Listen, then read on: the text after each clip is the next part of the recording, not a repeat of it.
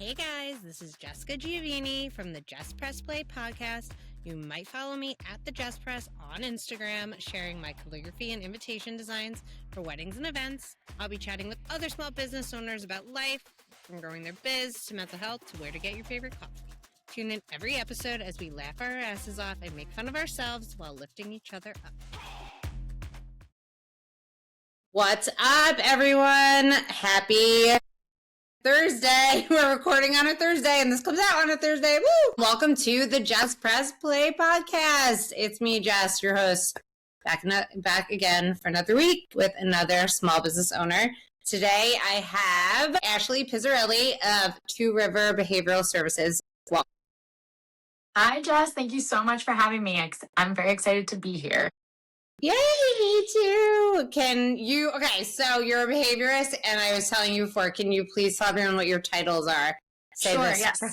So yes, I am a board certified behavior analyst and also a licensed behavior analyst in the state of New Jersey and a few other states also. Awesome. So you're not just Jersey. Not just Jersey. Yeah, now I'm actually licensed in Georgia, Texas, and Virginia as well. Oh my God, that's amazing. Cool. That's so fun. And can you tell everyone where to follow you on social? Yes, so I am at TR Behavioral Services on Insta, and then on Facebook, Two River Behavioral Services, and I am on TikTok too, but I don't remember my handle off the top of my head. I say this every time. I'm not on TikTok, so don't worry. Yes, I have not been in charge of my TikTok, so I'm the worst at TikTok, honestly. No, I can't. I know it's like very good, but I know I'll get like sucked in and like I feel the exact same. I have friends who say they like just sit and scroll all night, and I'm like, I don't have time for that. No, I just don't. Yeah. So I think we're just better off. Yeah, exactly. I mean, I know there's great stuff on there, but I feel the exact same way. I will get sucked in, and I don't have the time for one more app, honestly. No, seriously. I'm beyond. Okay, so you said the states that you service. So I know because we've worked together, virtual, and then you offer in person. Is that dependent on where you're located? Yeah, great question. So yes, definitely dependent on where the families are located and truly family preference. Some people want kind of just the one-on-one coaching, which is, very effective virtually. Some people really want that hands-on in-person support with their child. So in that situation, I'll do in-home, typically in Monmouth and Ocean counties for the most part. Well, all right, awesome. And I know you're in Monmouth County because we live a couple of towns apart, so love that. Yes. Okay, so I always ask everyone, because I love coffee, where do you like to get your favorite coffee? So great question. Mostly I make it at home now. But if I'm going out and about, I do love a latte from Starbucks. Always a good one. Okay. So if I'm headed to a client and I'm passing one, that is definitely a special treat that I'll get. Any local shops that you like to frequent? So I am in Fairhaven, so Booskaroo is a great one too. So I can walk there. So sometimes if I'm out and about with the kids, I'll stop in there too. Yeah. Yeah, no, they're so good. I love their, it's only during winter. It's a pistachio shortbread, and they only bring it back, and it's delicious. Delicious. And it's like not heavy, and it's just like so good. They have great baked goods in there for sure. Yes. Oh my God, their blueberry hand pies are so good. I actually contacted them last year to be on my podcast, and the owner said yes, and then I emailed him, and then we never heard back. I need to follow because that was so exciting to me that they said yes. Totally. Oh my God, I have to follow up because that would be so much fun to talk to because I love hearing all about roasting. I just love coffee, and I would love to talk to people about it. It's the best. How moms survive, right? No, it really is, Ashley. I did not get into coffee until I became a mother 4 years ago. I always liked it, as just a little treat, Or, I love chai. But, it wasn't, a necessity for me. And now it is. But even if it's not just to keep me awake, it's just, comforting. And I just, love it. Something just great about that first cup in the morning, something to look forward to. Give you a little. It gets me out of bed, seriously. For sure. Totally. Especially with a baby. Oh my gosh, I know. Seriously. We'll talk about all the things because you're a mom of 3, so we'll get into everything. So amazing. We worked together, and you were, who referred you? Oh, my friend Steph referred me to you. Yeah. when we were finishing up potty training with Walker, and we wanted him to get it done like before he was starting pre-K. So this was when he had just turned 3. And after working with you, he potty trained in 3 days, and it was the best. That makes me so happy. It was just like, I might cry. Because we had been working on it for like a year, and it was just like, why is he so hard? Like, I don't understand what's going on. And you talk to all different parents, and you have parents who I have friends with whose kids took forever and are 6 and still have trouble. 100% with like number 2, or like then there's parents who their kid did it in a day, or like not really a day, but like in a week, and they were done, and that was it. And I was like, why is this so hard? And it was literally working with you. We did it over. It was like a Friday, Sunday, Saturday, Sunday. By Monday, he wasn't even in pull-ups for a bit. It was insane. And you offer so many other things, but that is how we connected. Yes. And it was like, it changed our whole world. So I can't be so happy. I was literally telling my best friend this yesterday because she just started potty training with her daughter. She was like, oh my gosh, you're on the potty. And I was like, listen, I'm not saying this to like make you feel bad, but like Walker did that too. It was like really exciting. Then all of a sudden they were like, no, I'm okay. And I was like, you gotta get like a treat bin, and it has to be like only that bin is the treats and the prizes for the potty. And you have to hide it and put it somewhere. I was like, I swear it works. We worked it too. Yes. Like, oh my God. Yeah, no, it's a process. It's a process for sure. And it's a common challenge. I mean, there's so many parents that, some people aren't talking about it, but regression is common, backtracking is common. It's not always, linear. Sometimes there's a lot of stops and starts along the way. And so like, my goal is to kind of help streamline it. And especially for first time parents, to make it something that doesn't feel so scary of a milestone. Because I do feel like it feels intimidating when you're first starting out. Absolutely. It doesn't matter. Like, we got like the cute potty seat and the little pot. None of that mattered. Like, literally none of that mattered. It's so funny. So, and I told you, like, majority of my listeners are moms. So I was like, you're such an important person to have on for more than just potty training, but behavioral in general. So I'm so happy that we're chatting. Me too. So how did you, or did you not know? How did you know this is what you wanted to go into field-wise? So it's a great question. So it's kind of been a little bit of a journey, but I'll make it short and sweet. So after I graduated college, my thought at the time was that I was going to go into speech therapy. I started working in an ABA preschool, which was a preschool designed just for children with autism. And that was, again, right out of college, I did that. And as I was in that preschool, I fell in love with behavior analysis. I just loved working with the kids. I saw how much progress the kids made when in this school, and I was just like, oh, I love this now. So during that time, I was actually doing all my prerequisites to get my master's in speech, and then I changed course, and then I went to school and I got my master's in behavior analysis and education. And then from that point, I got my supervision hours, became a BCBA, and during that time I was doing all in-home services, just ABA, just kids with autism, and I loved it. And I still do it. And then as I was in the field, how many kids I potty trained over the course of that time. But as I was in the field, I started to find and see the need for neurotypical kids too, who are having behavioral difficulties, parents that just need a little bit more support. Potty training is a big one, right? Like, even for your neurotypical kid, potty training is intimidating. I mean, I have three of my own children. And, even for me, as someone who does this every day, when you're in the role, yes, with potty training, it can be intimidating.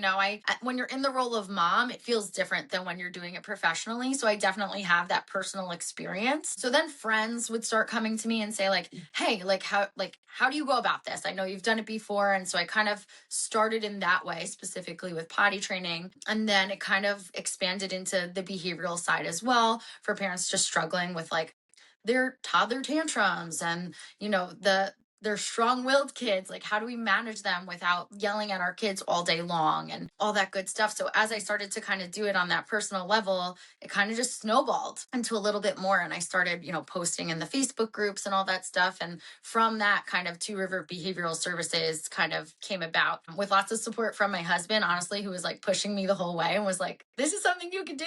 And then my best friend, Chrissy, who works with me at Two River Behavioral now, and she keeps me organized and keeps me streamlined. Yes, and she's the best. So I couldn't do it without either of them, but they kind of helped me kind of get my my thoughts together and make it a reality. Oh, I love that. Wait, well, because I've emailed with her, but I didn't know, like, that's like your best friend. Like, Yeah, she's my best friend. We met in college, and so yeah, she's been a huge help. Yeah.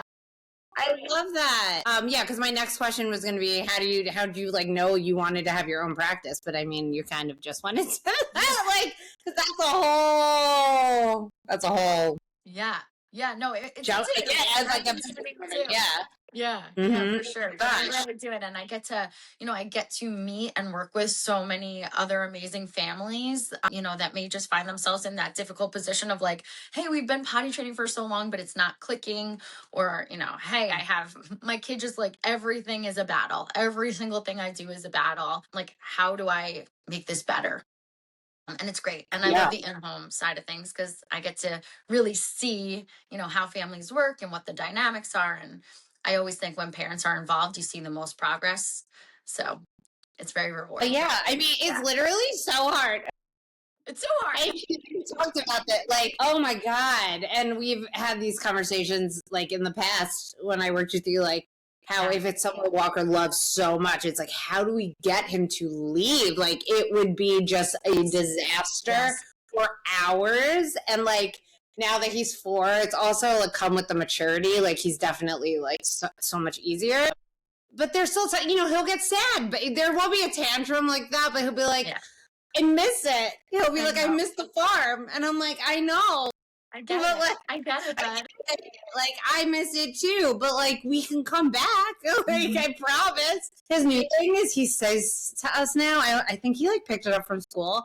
He'll go, but maybe not. And I'm like, what? And I'm like, no, we will. I promise. Like, and we're going to. Yeah, and like he says that all the time now. And we're like, what is happening? And it's crazy just seeing like how much other kids and everyone influences your child once they're in school, and like the things they just come home talking about, and you're like, what? It is amazing, isn't it? Yeah. I'm like, okay. They really have their own little, it's amazing how their own little worlds like start to expand, and like the different influences and what they come home with. It's very interesting and entertaining. It's wild. Okay, so services. So you kind of went into like how you worked with in ABA therapy with kids with autism. So besides potty training, I wrote down social skills, behavior, or services in general. Mm-hmm. Is that correct? Okay, cool. So you mean for all kids, right? Yes. Mm-hmm. Yes. Yep, and do you have specific age range? So I love the little ones. I love the little ones. But I can work. So I'm able to work with, adults up to 21. But the sweet spot. Wow. Okay. I didn't know that. Okay. Yeah, which is great. And I definitely have had some awesome experiences. One of my first BCBA jobs, I consulted in a high school, which was really interesting. So I've kind of gotten a full range of experiences, but my favorite is really like that 2-year-old to 10-year-olds. Like those are the ages that I like to work with the most. Oh, yeah. Yeah. Is there a certain service that parents come to you for the most? So I would say behavior is probably number one, like we were talking about before, just like those kids who are super strong-willed, who parents feel like they're, everything they say turns into the fight. And then second most would be potty training, I would say, for sure. And sometimes parents come to me with, they haven't even started yet and they don't know where to start, and they're just looking for kind of that guidance. And sometimes, they've tried it all. They've tried everything and it just doesn't seem to be working, or they thought they were potty trained and all of a sudden there's all this regression. So one of two ways. And so usually we'll come up with, we sit down, we go over what's been happening and come up with a plan from there. I love that. Not to give away like free advice, but I know you like post a lot of awesome tips on your Instagram. So like, what is something that, I feel like this is so vague though. I was going to say like, what is like the best tip for like a tantrum? Yeah. If they're just on the floor in public and you're like so embarrassed, everyone's staring at you. Yes. Like shit.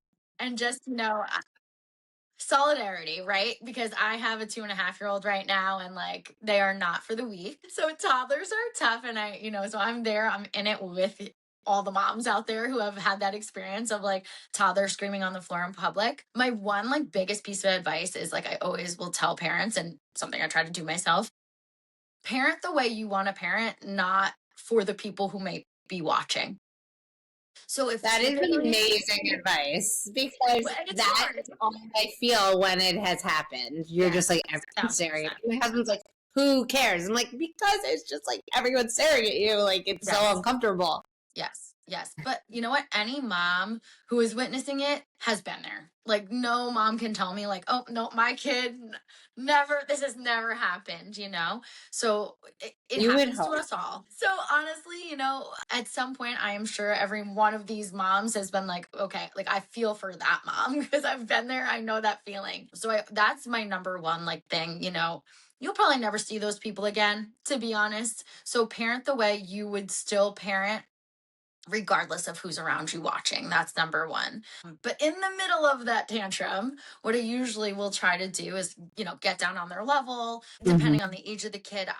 Something that I started doing with my son, you know, within the last couple of months as his understanding has grown, is practicing taking deep breaths, and it kind of like resets them a little bit. They're probably still going to be upset and not happy, but practicing that even in calm moments goes such a long way, because it gives their mind something else to think about rather than whatever it is that they're upset about. So that's one of my favorite things, to like be like, hey, let's stop, let's take a couple deep breaths, and that will kind of reset them typically a little bit, and then maybe you can get them redirected to something else. And redirection is another one of my favorite tips. Like, less talking about what's making us upset, and hey, did you see what's going on over there? And they're like, it's wild how like the smallest distraction can just be like so much more exciting to them. Yeah. And I know something else that I remember you told me this a while ago, like options. Because it's like they want to just, everything is like control, right? With these children. Like they want to feel like they're the one in control. So it's like, hey, well, why don't we do you want to do this or this? And then it's like them being able to pick it is like, this was up to me. Yes. Like I could decide. Options are huge. Like, and it can be so small. Like, should we go this way or this way? And they're like, oh, cool, I have a say in this, you know? And like, especially for toddlers and for most young children in general, they don't have a lot of control over their life naturally. They're children. Adults are telling them where to go and what to do. So even though they run our lives, even though really they're the bosses, that we all know. But giving them just that little bit of control, like you said, goes such a long way. And if we really stop and think, does it matter half the time if they eat out of the blue plate or the red plate? Like, do these things that we think matter really matter? Probably not. Probably not. Yeah, totally. You know, so like sometimes it's just not even worth the fight. I know. Honestly, for us, it was really just, it was always transitions, leaving places. Yeah. And like, only places that he like really wanted to be. Like, and now he's like my little buddy. We go everywhere together. Like, it used to be so hard to even just go to like a supermarket when he was like 2.5, you know, 2.5, 3 was like 1.5 to 3 was really hard. But like that 2.5 to 3, 3.5, it was like, oh my God, like I was taking him places because I was like, we got to get out of the house. But then I was just like so overstimulated. Of course. And now I'm like, hey, bud, you want to go to the supermarket with me? And like, it's like so much fun. Yeah. He puts every single grocery in. Like he loves having jobs. I'll be like, hey, you want to go to the coffee shop with me? Like if I just like, you want to go? And it's easier to take him than the baby. And then like, put, you know, if like Nick's home, like then, you know, if it's like, here, let's like you do one, I'll do one. Yeah, and like we have so much fun. We go all these places, and I'm like, oh my God, there was a time that we couldn't do this, but like, couldn't even do it. I know it. Yeah, literally could not. And you just like dreaded it, and now it's like so much fun. Yeah, absolutely. So and it'll be okay. There's a light at the end of the tunnel, I promise you. Seriously. I know. And it doesn't always feel like that. When you're in it, it does not feel like it. It's so hard to remember, like, all of these phases really are fleeting. And that's not to say we can't make it better, though, right? Like, there's always ways and there's strategies that can make these tough times easier. Like, you're talking about transitions. I mean, that's such a common challenge, right? It's so hard for kids to leave their favorite places. You know, we all have that, right? We all have that a little bit. We don't want to leave when we're having a great time. And for kids, doubly so, because they don't know necessarily when they're going to be going back. I would love to take a moment to share about the Therapy Garden, a neurodiversity affirming therapy practice located in Hazlet, New Jersey. They offer speech therapy, occupational therapy, and community programming for pediatric clients of all abilities, as well as adolescents and adults with intellectual and developmental disabilities. Their work focuses on functional communication, self-advocacy, and real-life skills, and they accept insurance. To learn more, you can follow them at The Therapy Garden NJ on Instagram or visit thetherapygardennj.com. Aloha! Surfside Smile Co. Pediatric Dentistry and Orthodontists is making waves in Middletown, New Jersey. They specialize in pediatric dental care for the little ones and orthodontic treatments for the whole family, including Invisalign and traditional braces. Guys, I have to tell you, Surfside Smile is Walker, our little one's dentist office, and we love it there, from the amazing staff and the amazing decor, and we can't forget about their awesome golden retriever therapy dog, Penny. They want all of their patients to feel at home. They love getting to know their patients and their unique selves so they can set them up for success. Their goal is to get you smiling, laughing, and wanting to come back. Want to join their ohana? Visit them on their website, surfsidesmileco.com, to get more info about their office and schedule an appointment. Mahalo! Oh my God, you guys, I'm so excited to introduce you to Paletas and Company, an all-natural ice pop business proudly run by the Davidovich family right here in Monmouth County. Their journey began with a simple but powerful idea: to create a healthier alternative to traditional frozen treats without sacrificing flavor or fun. Paletas and Company's delicious ice pops are free from refined sugars, artificial additives, and food coloring. This makes them the perfect guilt-free indulgence when you're craving something sweet and refreshing. We love Paletas ice pops and get them delivered right to our door. You can use the code Jess Press at checkout to get free delivery. Follow them at Paletas & Co. on Instagram and taste the difference of a truly natural ice pop. And Walker was talking all week about going to this party. He was so excited. It was at like a gymnasium kind of place, okay? And we get there and we're told he can't even play now. We're too late. That's hard. Play is done. They only give you an hour and a half party, which is so short. And it was an hour play and then that's it. Half hour snacking, eating, okay? So we get there and I'm like, oh my God. Oh no. Like, I don't know what to do. Like, I literally, in my head, I was stressed out the whole time we were in the car. I got there, I was stressed out. I almost started crying. I was just so Overwhelmed, totally. And I'm like, and it was mostly because I felt so bad that he was so excited for this party all week, and now his, like, dreams were shattered. I know. And I'm like, what is going to happen right now? Like, he's going to lose his mind. Mm-hmm. And, like, he hasn't, like, lost his mind in, like, a long time, but I was like, this is, like, a big deal. I quickly looked up if there were like any other play places open, and there was, only not even 10 minutes away. I think it was like 7-minute drive. Mm-hmm. Called, they had open play all day, and I was like, and my husband was there too, and we were like, hey, he was so happy to sing happy birthday. He's obsessed with singing happy birthday. Had a cupcake. I was like, oh my God, party's over, but guess what? You, me, Daddy, and Colt, we're gonna go to the next play place. And he was just so excited that he now got to go to another play place. That, like, we left, everything was amazing. He was so good. We're there 2 hours, and then it was time to leave that place. He was fine because it had been 2 hours, and it was, like, enough time. And I looked at my husband, and I was like, I can't. You did it. This was about to be, like, the worst thing ever.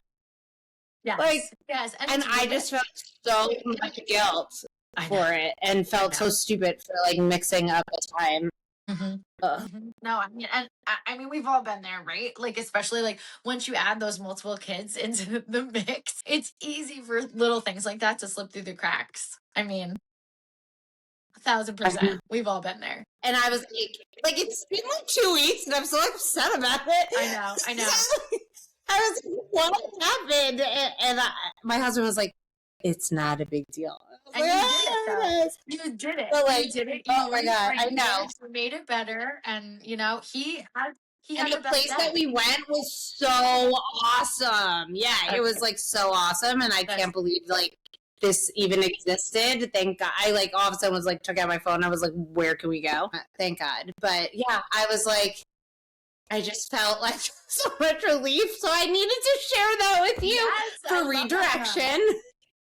Another option. Reframed, and you made it happen. God. You know what? It's those moments, I think, like, that's when our kids have the most fun anyway. Like, we're so worried about everything going, like, because we have a plan in our heads of how we expect things to go. And so when they don't, we're like, oh my God, this is going to be a disaster. And kids don't really need, they don't need all that. They just want to have a good time and they want to be with mom and dad. And that's really all it takes. So sometimes it's like when things go completely off the rails is when our kids have the most fun anyway. So I think like giving all of ourselves grace. Thank you. I'll remember that. Yeah. I'm going to remember that for next time. It will work out. It will work out. Like, to be honest with you, like a few weeks ago, we were supposed to go out to dinner. We went out with, so all three of my kids were supposed to go out to dinner, you know, and dinner time going out with kids, you never quite know how it's going to go. It was getting close to bedtime for my toddler, and the power went out in the restaurant. And I was like, and we were 45 minutes from home. And I'm like, this is bad. This is bad. And they were excited to be out to eat, the whole thing, you know. So we get back in the car and I'm like, we're in the danger zone of like bedtime, like meltdown situation. Yeah. I'm like, we have to head home. So like me and my husband are now like problem solving. How are we going to break the news that now we're not going out to eat? I was like, you know what? We're having ice cream for dinner. And I said that to my kids and they were thrilled. And they haven't stopped talking about it. It was weeks ago. Like, remember when we got ice cream? Oh my God, it's so cute. And like in my mind, I was like, oh my gosh, we're about to have this major meltdown. They were so excited to go out to eat. Like, what are we going to do? And like, then they got ice cream for dinner, which is something we had never done before. And they thought it was the coolest thing. Yeah. So like, sometimes it really is. I mean, letting go. So great. Let go, let God. Like, just take the wheel. Oh my God. No, but that's so, oh my God. And that they're still talking about it. That's so cute. And like, so true. It's like, we're like freaking out in that moment. And then it ends up being like the most exciting thing for them. But we're just having panic attacks of like, 100%. What's going to go wrong? Yes. Like, what could go right? Yes. 100%. 100%. Well, actually, great transition, because I was going to ask you, like, as a behaviorist, like, how do you see how your job impacts you as a mom, like in everyday life? Yeah, I think that's such a good question. So it works both ways, to be honest with you, because obviously I was a BCBA before I was a mom. So I worked with families and with parents and with mothers all the time. And, you know, a lot of what I say today is still, you know, what I used to say years ago before I was a mom. But now having that mom perspective, I feel like I'm so much more of a realist, where I'm like, you know what? It's not going to go perfectly every time. And I have that appreciation now, being a mom and recognizing, like, we're looking for progress, not perfection. You're not every day going to be 100% regulated. You're not going to every day not find yourself overstimulated. And so most of the time we try to do what we're supposed to do, but it's not going to be all of the time. And I very much have to honor that myself with my own kids, you know? Oh my gosh. Yeah. And I say to parents, like, I'll tell you all day long how I should respond in certain moments. I'm not going to respond like that every single time, because we're human. We are human. And like, sometimes we're going to make mistakes and we're going to end up yelling at our kids and then feeling badly about it. And those things are going to happen. But look for overall, most of the time, are we responding in a way that we want to be? And that's what's important to me. And so that's very much what I try to embody with my own children. And also like what I try to remind parents that I'm working with too. Progress over perfection every time. Most of the time we're going to use the strategies and we're going to do great. But there's going to be some days where like, it's all going to go not the way we want it to. And that's okay. No. So, as you know, I had a stomach bug because we had to push that. Yes. Oh no. I can't. Nothing worse. I'm still like slowly drinking water and like 100%. I haven't had coffee in 2 days. I'm like very upset. No, I like miss it so much. Like, Walker, I miss it. I literally miss it. I'm gonna like try to have a small one later. Little one. Yeah. The other day there was no option, so I had to pick up and drop off Walker from camp. Yeah. You know, that's what happened as a parent. Literally an option. And luckily Nick made sure to like work from home yesterday and was able to like figure out his meetings to do that. But the other day, and I felt bad because he came out and he didn't want to leave because he like really loves camp. He doesn't like freak. He just goes like, I miss camp. And I'm like, I know, we'll be, you'll come back tomorrow. It's okay, buddy. We're good. And then like, he's fine. But like the other day, I couldn't even, I thought I was going to throw up right there. I was trying to throw up like a man. I was just like, Walker, can we please? And I wasn't even like mad, but I just felt bad that I wasn't giving him like a little more empathy. And I was just like, but I just like grabbed his hand. I was like, buddy, it's going to be okay. Yeah, like we can't. Like it's going to be okay. Like let's just get in the car. Don't worry. Like when we get home, it's going to be so much fun. Our nanny's here. Like she's going to play with you. It's going to be so great. Like I just had nothing left in me. And I like felt so bad about it. And like he was fine. Yeah. It's like, we are just so, like, your behaviors for children, but you're helping the parents more than anything. Like, yeah, I mean, sometimes listen, like, kids in general, like, they don't, like, grow up in a vacuum, right? So, like, it's everything I do, I always say, like, when I have that first phone call with a family, I'm like, this is collaborative. Like, yes, I know you're calling me because your kid is doing XYZ or you need help with this thing, but it's collaborative. Like, that's why I come to your home if we're doing the in-homes, or I observe you in your home, because that's where the behaviors happen. And they happen because maybe dad's distracted, or they're playing with the little sibling, or mom had to take a work call and now the kid is doing over here doing something they're not supposed to.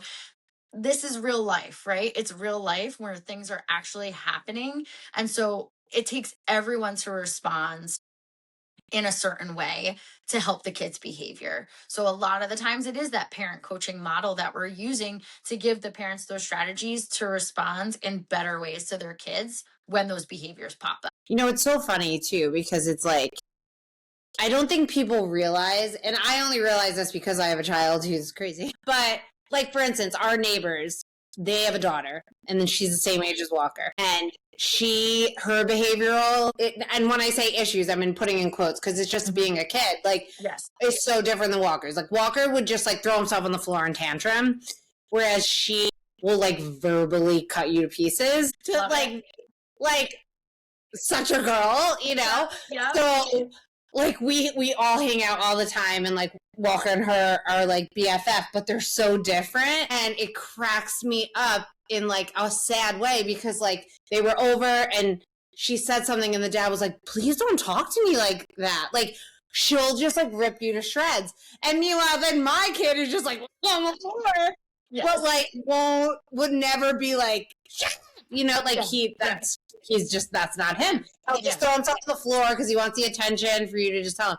And it like blows my mind, because it never even like occurred to me as much about that, because I'm just used to like seeing a kid tantrum on the floor. But like she'll speak calmly, but she'll just like tell you like where to stick it. Yeah. And like, no, like I don't care what you say. And it's like, oh my God. Yeah. And I just feel like that is, like, I don't think people realize that. Like, there's so much when it comes to behavior. Yes. And it doesn't matter if your kid is acting like the most perfect little child. Like, the way that they're speaking might be a behavior thing, too, that you need help with. Because I know I actually referred you to them because they were looking for a behaviorist. Yeah. And it's just like, no, there's like so many things. It doesn't matter if your kid's not throwing themselves on the floor and screaming. Like, maybe they just need some help in other aspects. And it's not even that they're helping or being bad, but it's just like common courtesy and like knowing how to talk to people. And, like hoping they don't do that then when they're in class and stuff like that. And as a parent, like knowing how to respond, like how do I best parent this situation and this behavior so it doesn't keep happening, right? Like at the end of the day, we just like want our kids to be like happy, kind, good kids, right? We don't expect them to be perfect. Like we said, parents aren't perfect, kids aren't perfect. They're going to get upset. They're going to get frustrated. We're not getting rid of behaviors. We're just improving upon them, giving them better ways to manage their behaviors, and giving parents better ways to help their children manage their behaviors. And that kind of circles back on the collaboration piece too. Yeah. No, it's sure. Like really like I said before, like it's like you're doing this for the kids, but you're doing it for the parents too. Because like how are we supposed to know? Totally. best ways to do it to help our kids, to not just help ourselves. Like, I mean, oh my God. Especially you have 3 and wait, you have 2 girls and a boy? 2 girls and a boy. Yep. Yep. So like, I'm sure they're all different. Very, very different. Oh my God. I mean, now I have 2 boys and like, I already see differences in them. Yes. Like, and he Colt's only like 5 months. Like, yeah, it's just like wild. And like, especially him being the second one, like the way he picks things up so quick. Because he's, and everyone says that, but like, then you actually see it. And like the way he watches Walker and like is already like so in tune with things. I'm just like, oh my God. I'm it's like, amazing. And then I'm like, we're screwed. I'm like, yeah. Oh my God. Like, everyone was like, oh, he'll be so chill because Walker's like, all energy, and I'm like, nope, not this one. He's like all energy too, so we'll see. Might have to call you. Amazing. I'm here for you. But it is amazing, like, you know, like it really is. Their little personalities really shine, like from those early months, even. But yeah, I mean, even with my 3 kids. 3 very different kids, you know, and each with their own separate behaviors, right? And things that we work on, and, you know, different strategies that I use with the 3 of them. And the difference too, like you were saying before, girls versus boys. I had 2 girls and then I had a boy, and he's a very different toddler than my 2 girls were. So, you know, that has been a unique challenge for me, you know. Sure. So I can't even imagine, because adapting. Yeah, any of my friends who have girls, their little girls are like sitting and playing, and I'm like, I've never seen anything like this. What's happening here? What? I'm like, you get to just like sit? Like, what are you doing? Yeah. Well, actually, I have an important question I just thought of. Sure. Okay, so like, I feel like neurodivergence is, I mean, I'm neurodivergent too, and like, I feel like it's so much more relatable now, and like there's just so many more studies, and like people are finding things out so much easier. Do people come to parents or anyone come to you first, like before finding like a developmental pediatrician? Or like, what are the steps? Yeah, no, that's a really good question. So it really is very dependent, family to family. I have had clients who come to me, they don't yet have a diagnosis, they haven't seen a developmental pediatrician, or they have and they just didn't point them in the right direction. So they'll come to me and say, like, these are the behaviors, like, help us, basically. And then as I start working with the family and the child, I can often say, like, yes, I definitely think you should pursue going to see a developmental pediatrician and go down that road, get, you know, have the diagnosis potentially given to your child so that you can get services covered by insurance, which is a beautiful thing. So sometimes I am pointing them in that direction. And then sometimes it's the flip side of that, where they have gone to a development, you know, they've seen their pediatrician first. Their pediatrician will recommend them go see a developmental pediatrician. And then sometimes they don't get a diagnosis, which unfortunately, right now in New Jersey, behavioral services are not covered under insurance without that diagnosis of autism, which makes it a little trickier, of course. Oh, so it has to be autism? Not even like ADHD? Nope. It has to be autism. You have to have ABA, behavioral analysis, those services covered by insurance. You need that diagnosis.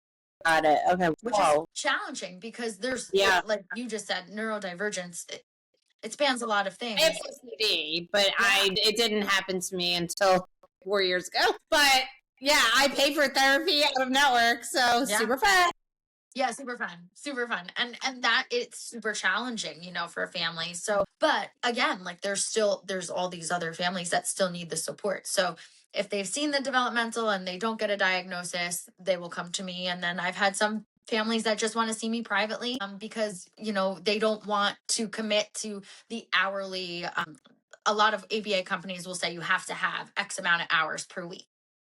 And it could be 10, 15, 20 hours a week. And some families don't want that. They want it to be, you know, it just doesn't fit in their schedule, or their child is receiving other services too. They're in school full time. So committing to that feels just too overwhelming, or, you know, too much of a commitment. So they want something a little bit more personalized. And that's where I come in for those families. So even someone who may have that autism diagnosis will see me privately, and we're able to work with them more on that parent coaching side of things too, which is incredible because the parents are in those sessions 100%. Yeah, huge. Because I have a nephew who's autistic, and he's like highly, and it so much to like, I will just try to like think about anything I can do like before we see them or like while we're there, because I don't want him to get like overstimulated and uncomfortable. You know, it's like, it's amazing. So like the spectrum's so tremendous, so it's like you can land anywhere, and in those situations it's just like, what can a parent do to help themselves, to help their kid? Like, it's just so hard. Being a parent is so hard. Being a parent is so hard. I think we just want our kids to be okay. I know. That's all we want. It's just a simple request, really. But I think that is like such a reality check. I know for me personally, and I think for most moms that I talk to, no, you don't realize how hard being a mom, being a parent is until you're in it. And, and suddenly you're like, oh, wow. Yeah, like, absolutely. We're teaching like these little people like how to be humans, like, but we're learning at the same time too. And so much of your day is just correcting and providing feedback and making sure they're happy and are all their needs met. And so your mind is constantly going. Well, that's overwhelming. That's overstimulating, It's not a wonder why parents are overstimulated. There's a lot going on all the time. Yeah. All the time.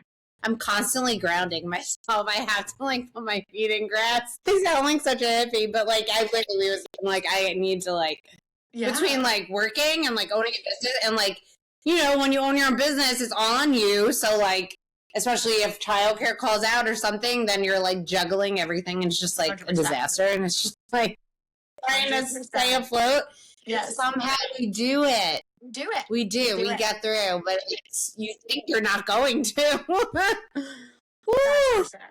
It's rough. Sure. Yes. It's rough there. We figured out. So what are... Yeah, we do. We figure it out. So let's wrap it up. What are hopes for the future for you, for your practice, for everything going on? Yeah, I mean, honestly, this really doing what I do privately has been my favorite thing that I've done professionally. I love all my clients, and I still work in the ABA field too. But, long term, I would love to keep seeing my clients privately, kind of individualizing the services that I provide to each and every family. That's what I love. I love working with the parents, and I love seeing the parents feel that they are helping their kids. I love them telling me, like what you did, like, he was potty trained, after we worked with you, he was potty trained. That means the world to me. Like, that's what I love. 3 days. Yes. 3 days. It's pull up. Yes. So remember, you were like, listen, you were like, he might be in pull-ups for bed for months. It's totally fine. Don't worry about it. And I was like, okay. He was like, I don't want it. I don't need that. I was like, okay. Yeah. And it is amazing. Like, I think like that is what is so incredible to me about just behavior analysis in general. And sometimes it gets a bad rap, especially like for specifically ABA for autistic people. I think ABA of years ago is very different than ABA today, but there is such amazing progress that can be made when you use these principles in the right way. And like I said, just having families tell me like, yeah, this is working. I'm seeing the difference. That means everything to me. So I hope for more of that. That's what I hope in the years to come. More families, more fathers, and just happier kids. I love it. Can you tell everyone again where to follow you on social? Yeah, definitely follow me on Insta at TR Behavioral Services, and then on Facebook at Two River Behavioral Services. Yeah, that's pretty much it. Thank you so much for having me, Jess. Oh my God, thank you so much. This is going to be such a beneficial episode. I already know. I have so many friends I'm going to send this to. Like I said, majority of my listeners are moms. The mom pods always kick it. Like moms, we need people to talk to and to listen. We do, but it takes a village. So it's really true. It takes a village. So I appreciate you so much. And thank you so much.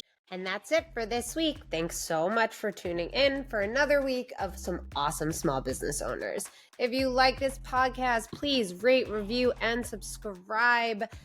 Getting a 5-star review on Apple, Spotify, or YouTube is so important for people to be able to find this podcast. So if you like this, you can keep following me at the Jess Press and at Jess Press Play Pod on Instagram, and I'll catch you next week.